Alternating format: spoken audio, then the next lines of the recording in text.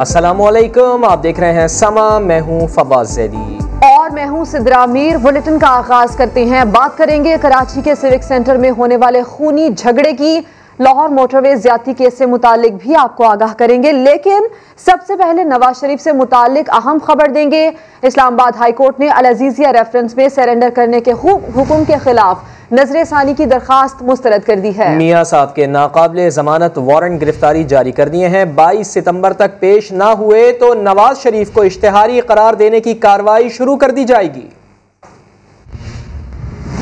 नवाज शरीफ की सरेंडर करने के हुक्म पर नजरसानी की दरखास्त मुस्तरद तो हाजिरी से इस्तिस्ना की दरखास्त खारिज। इस्लामाबाद हाई कोर्ट ने अल अजीजिया रेफरेंस में नाकाबिले जमानत वारंट गिरफ्तारी भी जारी कर दिए। दौरान समाअत बड़े मियां साहब के वकील ख्वाजा हारिस के तवील दलाइल के बाद अदालत ने मुख्तसर फैसले में करार दिया नवाज शरीफ अब रिलीफ के मुस्तहिक नहीं रहे।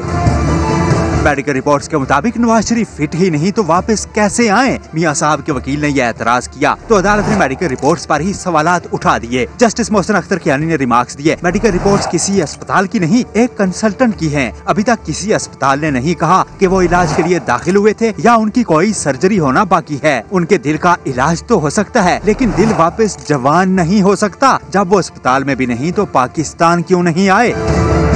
नायब प्रोसिक्यूटर ने मौकफ अपनाया कि नवाज शरीफ जब तक सरेंडर नहीं करते उनकी दरखास्त काबिले समाअत नहीं। उन्हें अब भी बाहर रहने की सहूलत दी गई तो यह निजाम इंसाफ तबाह करने के मुतरादिफ होगा। अदालत ने अल अजीजिया और एवनफील्ड रेफरेंस में मरकजी बिलों पर समाअत मुलतवी करते हुए करार दिया कि 22 सितंबर तक भी नवाज शरीफ पेश न हुए तो इश्तिहारी करार देने की कार्रवाई शुरू होगी। सोहेल रशीद, समा, इस्लामाबाद।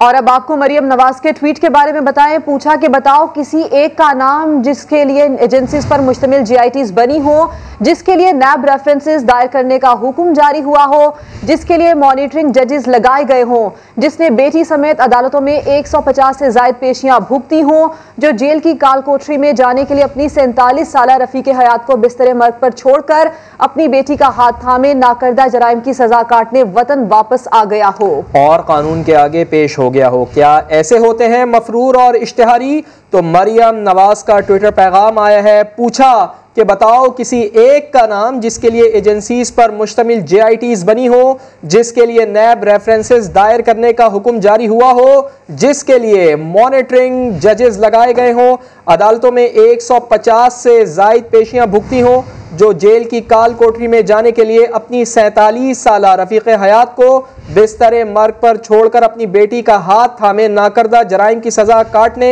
वतन वापस आ गया हो। लंदन में ज़ेर इलाज साबिक वज़ीर आज़म मियां मोहम्मद नवाज शरीफ की ताज़ा medical reports Lahore high court में जमा करा दी गई हैं। रिपोर्ट में नवाज शरीफ को लंदन में ही इलाज जारी रखने का मशवरा दिया गया है। शाहिद हुसैन की रिपोर्ट देखिए। Nawaz Sharif high risk category के मरीज हैं, मुकम्मल इलाज जरूरी है। साबिक वजीर आजम को लंदन में ही रहने का मशवरा। डॉक्टर्स की रिपोर्ट लाहौर हाई कोर्ट में जमा करा दी गई।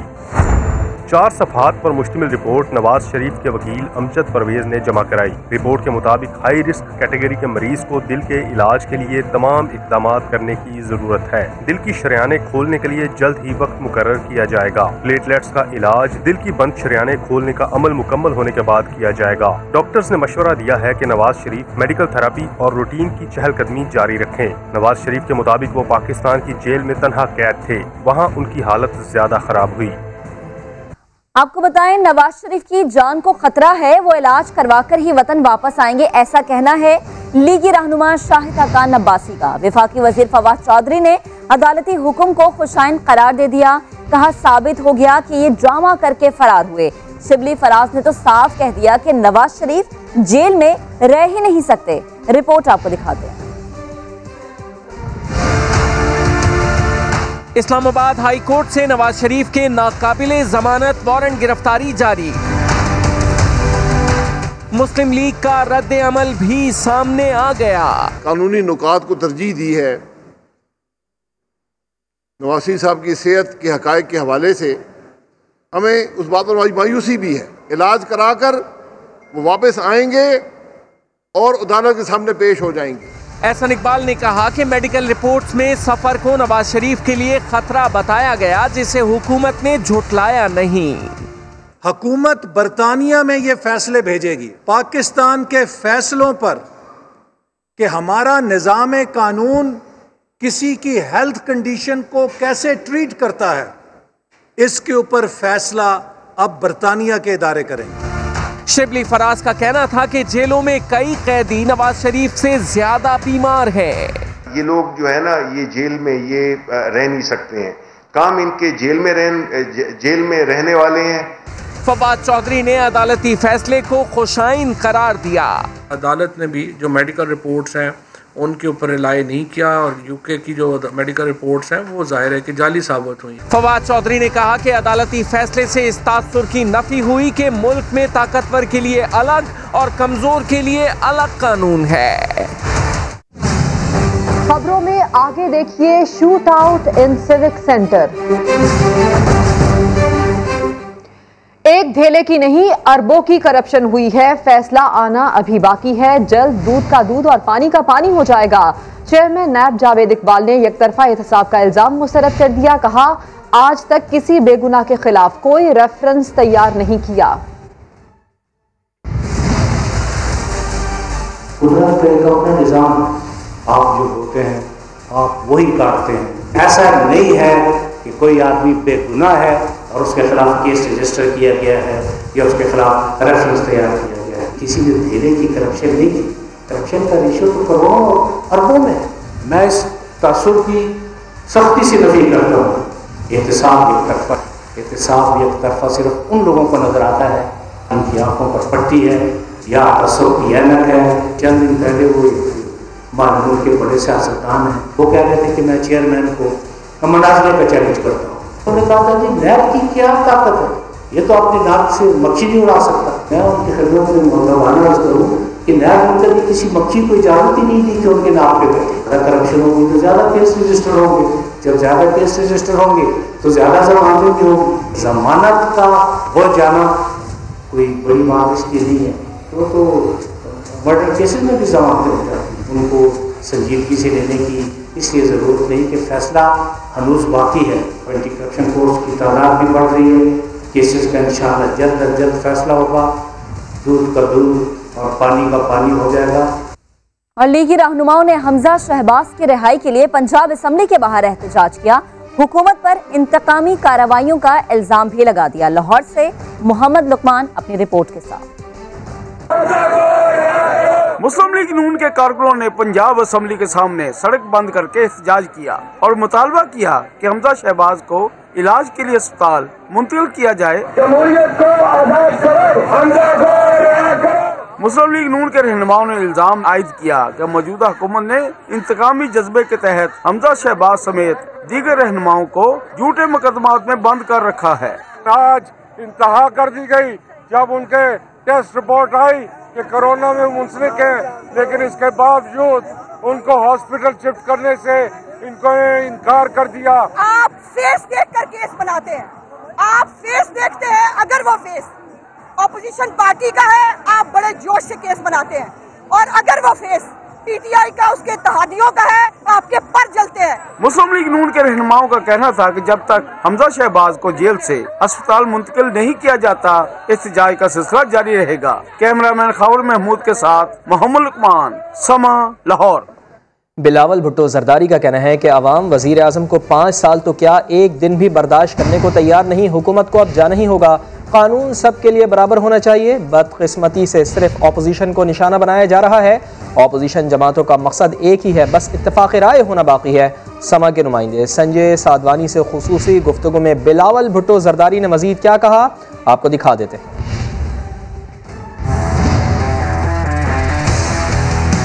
पाकिस्तान के अवाम जो है वो इमरान खान को 5 साल क्या एक दिन भी बर्दाश्त नहीं कर सकते। अपोजिशन को सख्त और मुश्किल फैसले लेना चाहिए अवाम की बहाली के लिए। ऑब्वियसली हमारा हर जमात का अपना सियासत भी है, लेकिन जहाँ तक इस हुकूमत की बात है, जहाँ तक इस हुकूमत का किरदार है, हम सब एक ही पेज पे हैं और हमारा गोल एक है। हमने अब अपना स्ट्रैटेजी को एक करना है कि हम जमहूरियत को बहाल करें। अगर पाकिस्तान में दो नहीं एक पाकिस्तान है तो फिर सारे को एक ही कानून के तहत जवाब देना चाहिए।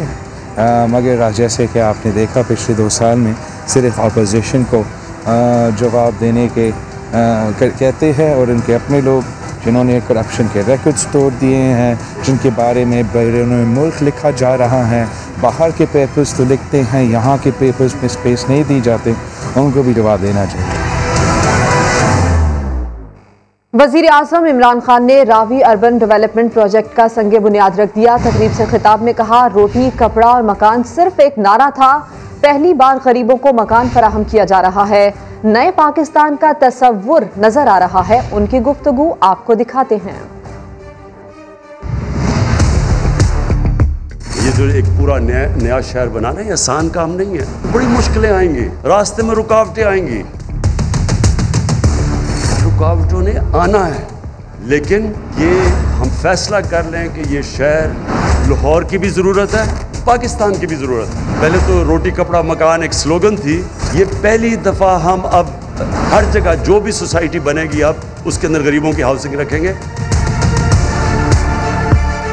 हमने पैकेज दिया है 30 अरब रुपए का, उनको सब्सिडाइज करके घर देंगे। तो बुरा भला कहते हैं कि जी महंगाई हो गई, और वाकई महंगाई हुई है। मुल्क के मुश्किल हालात हैं तो लोगों के लिए मुश्किलात हैं। एक मुल्क को आप मकरूज करके चले जाएं, उसको कर्जे देने हो, मुश्किल से पैसा हो अपना मुल्क चलाने के लिए, कर्जे ले मुल्क चलाने के लिए, तब वो बेल्ट टाइटनिंग करता है, खर्चे कम करता है, उसमें तो लोगों को मुश्किल वक्त गुजरना पड़ेगा। ये तो दुनिया की तारीख है। पावर में आए, अपनी शुगर मिल्स लगा ली, फैक्ट्रियाँ लगाई, पैसा बनाए, लंदन में बड़े बड़े घर ले लिए, हमारी सोच इतनी रह जाती है। बड़े शहर से बड़ी खबर आपको देते हैं। सिविक सेंटर में गोलियां चल गईं। केडी अफसरान के दरमियान स्कीम 33 की जमीनों पर झगड़ा खून खराबे तक पहुंच गया। फायरिंग करके एडिशनल डायरेक्टर वसीम रजा और वसीम उस्मानी को कत्ल कर दिया गया। फायरिंग करने वाले ऑफिसर अब्दुल हफीज ने खुद को भी गोली मारकर जख्मी कर लिया। पुलिस ने हफीज समेत 2 अफराद को हिरासत में ले लिया। शाहनवाज अली कादरी की रिपोर्ट।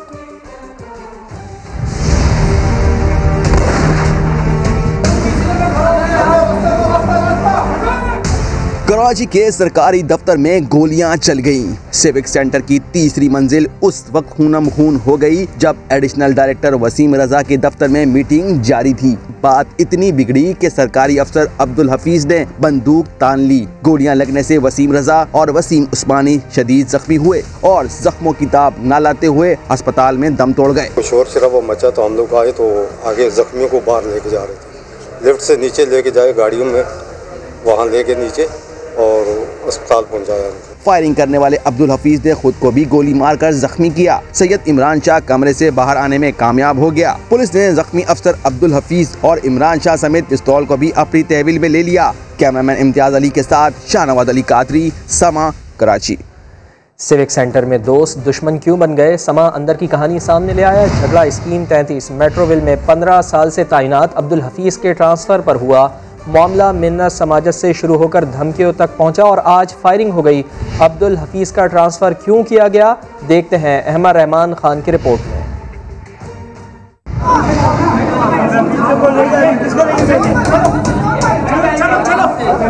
मेरा तबादला क्यों किया, 15 साल से तैनात हूँ, कहीं नहीं जाऊंगा।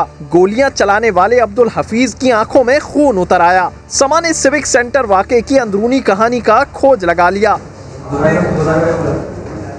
सुप्रिंटेंडेंट अब्दुल हफीज 15 साल से स्कीम 33 मेट्रोवेल में तैनात था। एडिशनल डायरेक्टर वसीम रजा ने अब्दुल हफीज का तबादला किया था। तबादले की वजह थी जमीनों के मामलात में हेर फेर और रकम की लेन देन। बहुत अच्छे इखलाक दोस्त हैं, सारे अपने आपस में बैठते हैं, गैदरिंग है और सारे एक ही स्कीम के हैं। असिस्टेंट डायरेक्टर जो है वो मेट्रोवेल के, एडिशनल डायरेक्टर वसीम रजा साहब जो थे वो भी मेट्रोवेल के थे, हफीज साहब भी सुपरिटेंडेंट थे मेट्रोवेल के।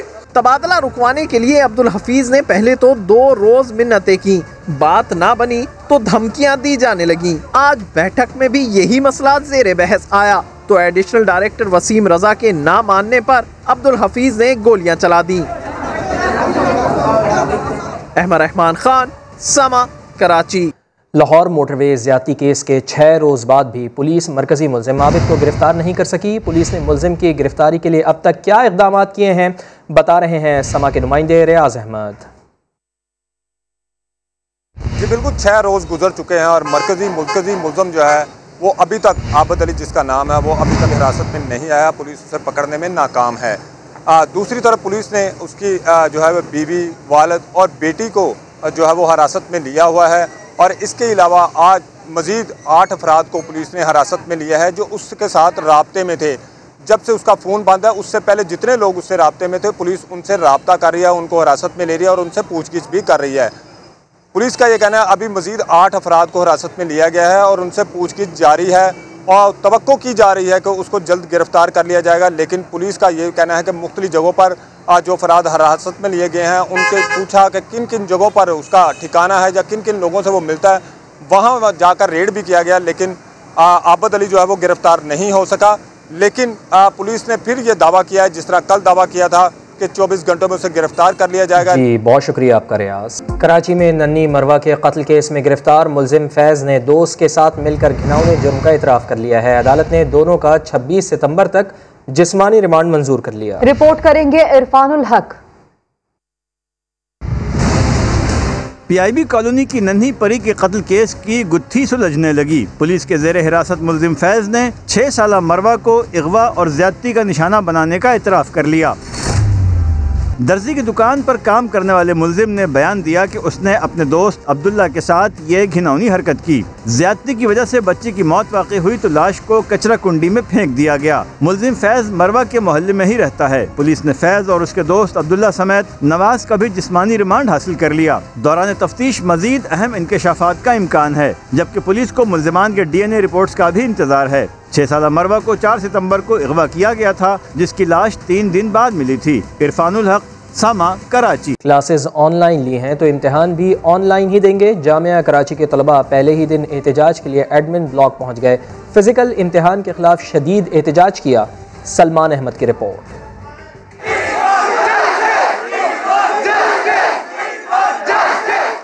हाथों में किताबों की जगह एहतजाजी प्ले कार्ड्स और लबों पर नारे।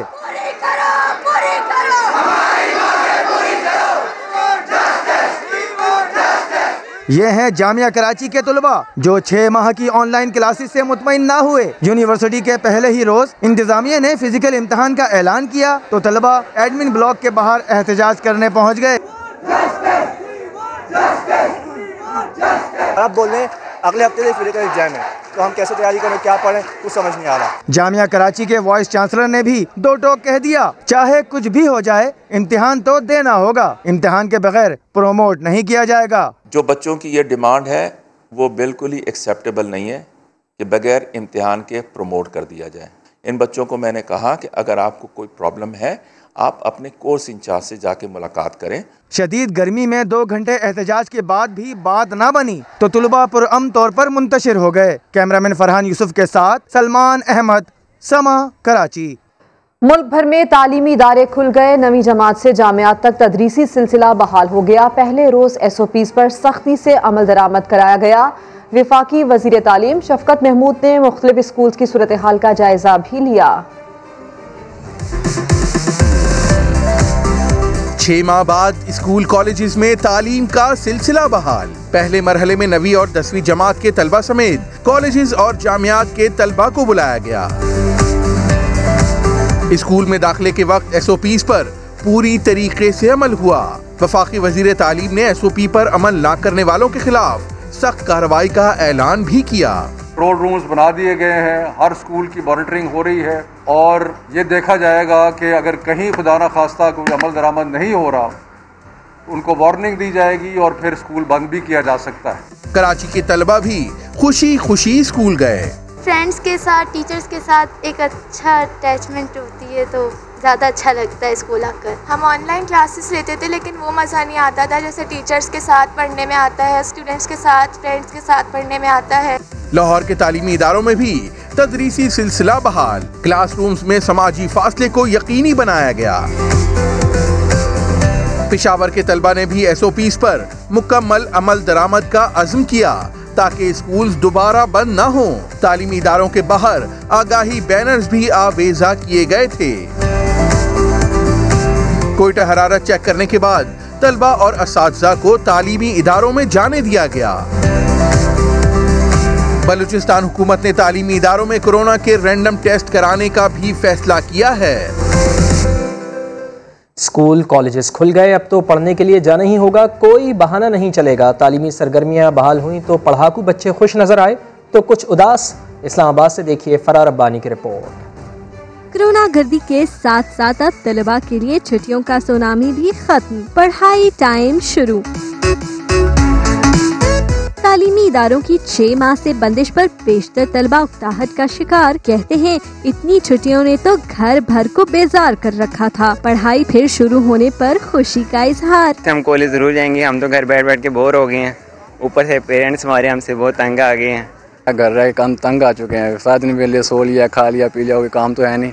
अब यूनिवर्सिटी जाएंगे, दोस्तों यारों से मिल जाएंगे, कोई पढ़ाई करेंगे। लेकिन 5 उंगलियां एक बराबर कहाँ होती हैं जनाब। ऐसे तलबा भी हैं जिन्हें अब भी तालीमी इदारे खुलना नागवार गुजर रहा है और मंतक भी वो खूब पेश करते हैं। मेरा ख्याल तो यह है कि थोड़ी देर और बंद रहें, क्योंकि ना थोड़े से हमें सेटल होने का टाइम नहीं मेरा। कोरोना का जरा ज्यादा रह रहा है। तलबा के मुताबिक कोरोना ने ये सबक भी सिखा दिया, छुट्टियां कितनी भी हों आखिर खत्म हो ही जाती हैं। कुछ तलबा का जी तो 6 माह की छुट्टियों से भी नहीं भरा। अलबत्ता अक्सरियत पढ़ाई और दोस्तों का साथ दोबारा बहाल होने से बहुत खुश दिखाई देते हैं। कैमरामैन इसरार सलीम के साथ फरार रब्बानी, समा, इस्लामाबाद। कराची में 6 माह बाद शादी हॉल्स खुल गए। SOPs की वजह से मेहमानों की तादाद तो कम रहेगी, मगर हॉल मालिकान ने किराया कम करने से साफ इनकार कर दिया। खुर्शीद आलम की रिपोर्ट। इंतजार की घड़ियां खत्म, मेहंदी के रंग सजेंगे, किसी की आएगी बारात तो कहीं सजेगी वलीमे की महफिल। 6 माह के वक्फे के बाद शादी हॉल्स खुल गए, लेकिन अब एक मेज पर 12 नहीं सिर्फ 6 मेहमान बैठेंगे। पहले हमारे एक हॉल में 450 की कैपेसिटी होती थी, तो उसको हमने कम करके अभी जो है ना गवर्नमेंट SOPs के तहत 200 का कर दिया है तकरीबन। शादी हॉल्स मालिकान ने साफ कह दिया कि कोरोना ने जो माली नुकसान पहुँचाया उसके पेश नजर किराया कम करने का तो सवाल ही पैदा नहीं होता। हमारे रेट वही हैं, अगर कल को SOPs हटती हैं तो कस्टमर तो रेट नहीं बढ़ाएगा, तो बात वही है, हमारे रेट वही हैं। अगर कल को SOPs हटती हैं तो हम सेम रेट पे ही होंगे। हॉल मालिकान का कहना है कि लॉकडाउन की वजह से होने वाले नुकसान का अजाला करने में कम से कम 3 साल लगेंगे। अवामी हलकों का कहना है कि शादी को रेगुलेट करना हुकूमत की जिम्मेदारी है ताकि उनकी मनमानियों को रोका जा सके। कैमरामैन मोहम्मद आतिफ के साथ खुर्शीद आलम, समा, कराची। फैसलाबाद में बहन की शादी के लिए 6 माह का इंतजार। कोरोना की वजह से मार्च में होने वाली शादी की तकरीब आज हो रही है। अहले खाना खुशी से निहाल हैं। इस वक्त दुल्हन के भाई हमारे नुमाइंदे यूसुफ चीमा के साथ मौजूद हैं, उनसे जान लेते हैं। जी यूसुफ, शादी हॉल में क्या मनाजिर हैं और लोगों के क्या तासुरात हैं?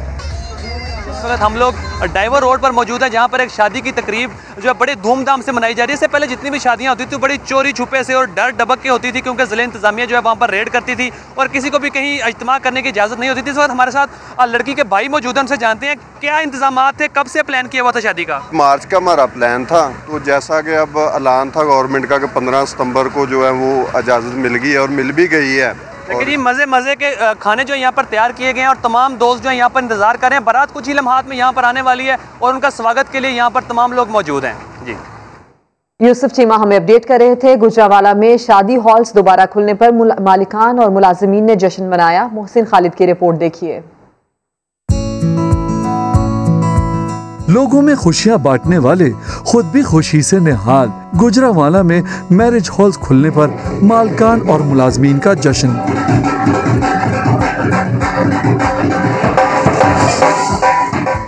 मालकान कहते हैं रोजगार के बंद दरवाजे एक बार फिर खुल गए। हमारा मुकम्मल तौर पे बिजनेस बंद था और हमारे साथ जो रिलेटेड फैमिली थी बहुत ज़्यादा तंग थी और हमने बड़ा सफ़र किया है। मौजूदा जो हुक्मरान है उनको भी तरस आ गया है, हमारा ये मैरिज बिजनेस खुलने लगा है। जिले में 311 मैरिज हॉल्स और 114 मार्कीज में 4000 मुस्तकिल जबकि 10,000 से जायद डेली वेजेस मुलाजमीन काम करते हैं जो बेरोजगारी से तंग आ गए थे। हमारे शादी हाल ओपन किए हैं।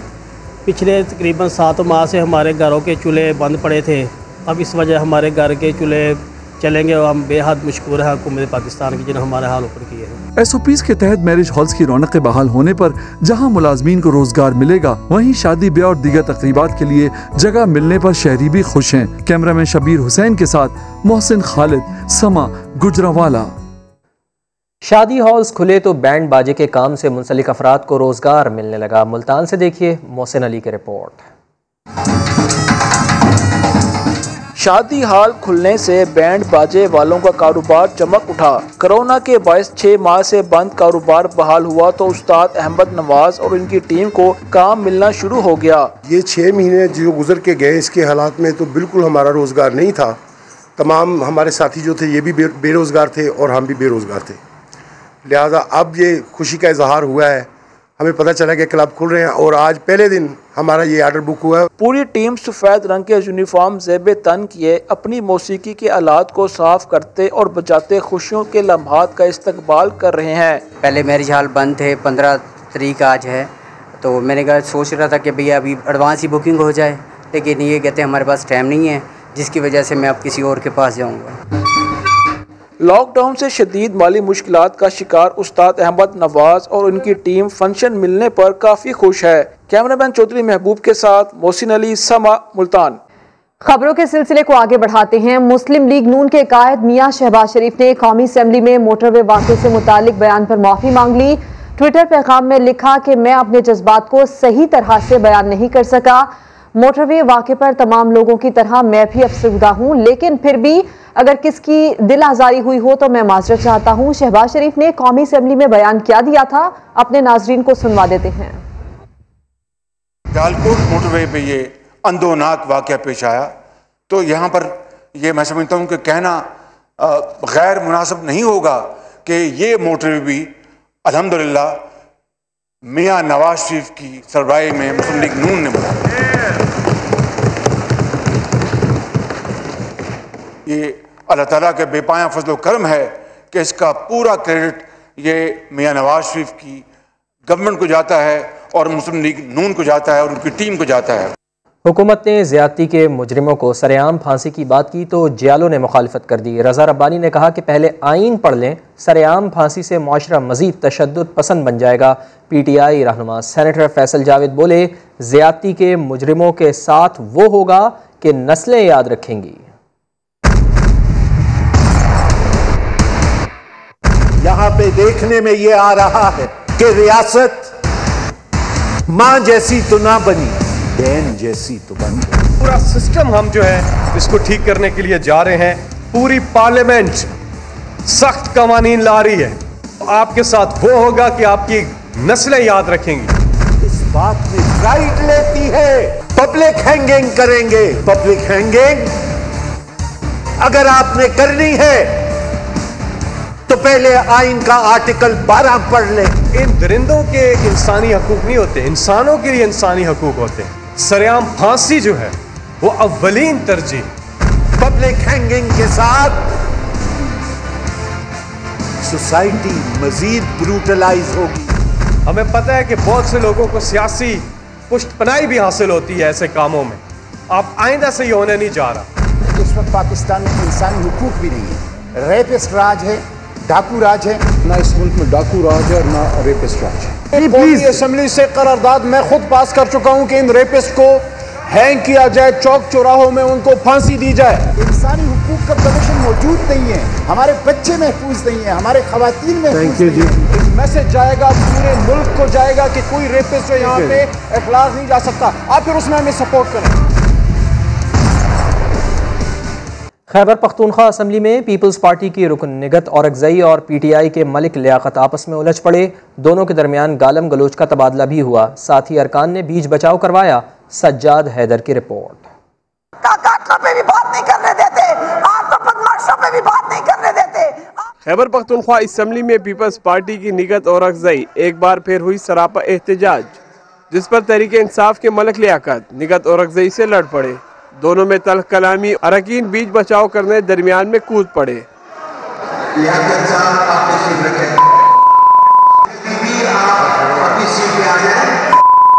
अपोजिशन रुकन असम्बली हुमैरा खातून ने ईवान में खातून रुकन के लिए नाजेबा अल्फाज के इस्तेमाल की सख्त मजम्मत। ये बहुत ज़्यादा अफसोसनाक बात है।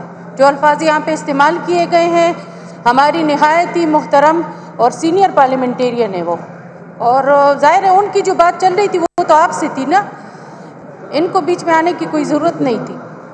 इजलास में ज़ख़ीरा अंदोज़ी की रोकथाम के लिए बिल भी मंजूर किया गया, जिसके तहत ज़ख़ीरा अंदोज़ी में मुलविस अफराद को 3 साल कैद और बरामदशुदा माल के निफ्स हिस्सा का जुर्माना होगा। कैमरामैन आबिद खान के साथ सजाद हैदर, समा, पेशावर। IMF की शर्त पर हुकूमत ने 12 सरकारी इदारों की निजकारी करने का फैसला कर लिया। फहरिस्त इदारों में हाउस बिल्डिंग फाइनेंस कॉरपोरेशन, ज़राई तरक्याती बैंक, पाकिस्तान टेलीविजन समेत दीगर इदारे शामिल हैं। रिपोर्ट करेंगे अशरफ खान। IMF का हुक्म सर आंखों पर। हुकूमत ने 2-4 नहीं बल्कि 1 दर्जन सरकारी इदारों को प्राइवेटाइज करने की ठान ली। सरकारी इदारों से मुतल्लिक काबीना कमेटी ने फाइनेंस डिवीजन की समरी का तफसीली जायजा लेने के बाद फैसला किया कि पहले मरहले में उन इदारों की निजकारी की जाएगी जो इस वक्त ज्यादा बोझ बने हुए हैं। माहिरीन ने इस फैसले को सराहा। अब प्राइवेट सेक्टर के बहुत अच्छे आपके टीवी चैनल आ गए, अब समा भी आपका एक है, तो इसलिए भी अब मैं समझता हूँ कि वक्त आ गया है कि PTV के बारे में सोचा जाए। और अगर हुकूमत ने प्राइवेटाइजेशन का डिसीजन लिया है तो ठीक है। 1990 की दिहाई में जिस तरीके से बैंक जब तक सरकारी तहवील में थे तो वो इसी तरीके से नकारा पुर्जे थे। जैसे ही वो निजकारी हुई और प्राइवेटाइज हुए तो ना सिर्फ वो बड़े हुए और उन्होंने कौमी खजाने में बेतहाशा हर साल जो टैक्स जमा कराते हैं। House building finance company limited, national engineering services, national investment trust, overseas employment corporation, environment planning and architectural limited, Pakistan expo centre limited, Pakistan television corporation और टूरिज्म डेवलपमेंट कॉर्पोरेशन के अलावा स्वी नॉर्दर्न और स्वी साउदर्न पाइपलाइन लिमिटेड समेत utility store corporation और ज़राई तरक्याती bank limited को शामिल किया है। काबीना कमेटी ने हिदायत भी की कि निजकारी के लिए जरूरी इकदाम उठाए जाएं और इस सिलसिले में वज़ीर-ए-आज़म के मुशीर बराए institution reforms doctor Ishrat Hussain से भी मदद ली जाए। अशरफ खान, समा, कराची। अभी लेंगे एक ब्रेक जिसके बाद होंगी हेडलाइंस। आप देखते रहिए समा।